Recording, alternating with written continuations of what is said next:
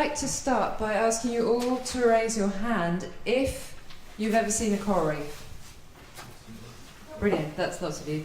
Now, apart from this image, will you now raise your hand if you've ever seen an image of a coral reef on television or in a magazine?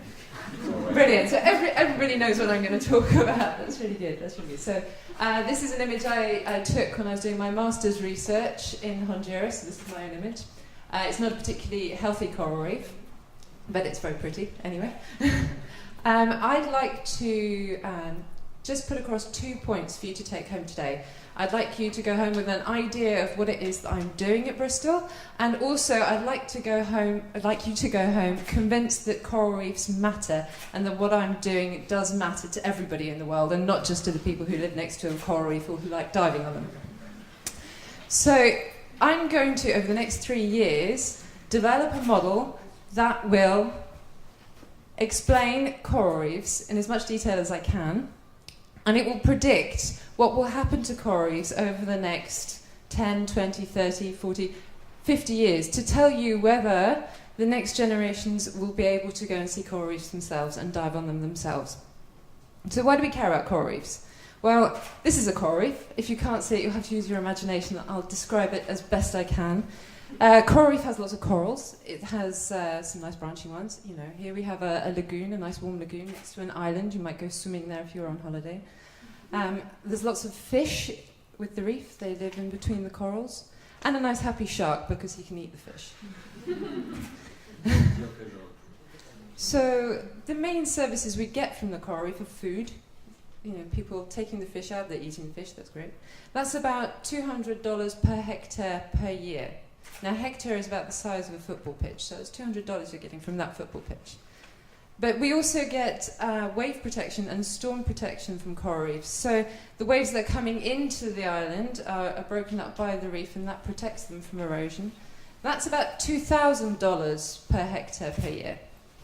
But all those people who raised their hand to start and said, "Yes, I've seen a coral reef," this is the big one for coral reefs. Recreation, that's $4,000 per hectare per year. Those are approximate figures. So you can see that we're getting a lot of good services from our coral reefs. But the problem is that people live next to coral reefs, and they fish the fish out, the fish that eat the algae on the coral reefs. They build houses on the islands, and then you get sediment going that lands on the corals. They produce water pollution that goes and affects the corals. So these are all things I'd like to include in my model if I can. And the problem with these effects is that then the coral reefs die.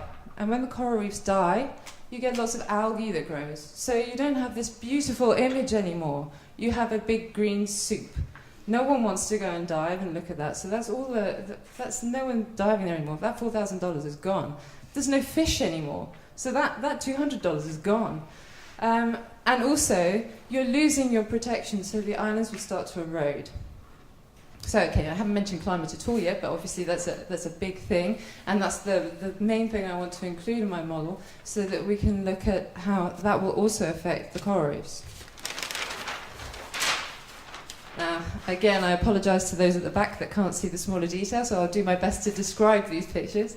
So the two main things that I think most people are aware about now with climate change are temperature increase and also ocean acidification. The oceans acidify because the carbon dioxide we're putting into the atmosphere dissolves and makes an acid. It's a weak acid, but it will be increasing the more CO2 we put into the atmosphere.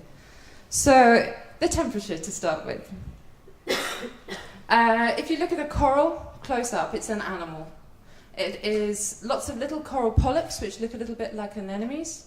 And inside these coral polyps are zooxanthellae, which are little algae. And if you imagine the coral reef is like an exotic garden, the zooxanthellae are the bees that help the flowers, and the flowers are the corals. So they're helping each other here. And the zooxanthellae, they are like plants, and they photosynthesize and give the coral food. When the coral gets hot, they panic. Ah! And all the zooxanthellae get lost from the coral, and this is called bleaching because the coral will go completely white. It is reversible. When the temperature drops again, the zooxanthellae come back and they go, "Oh, we're happy to be home."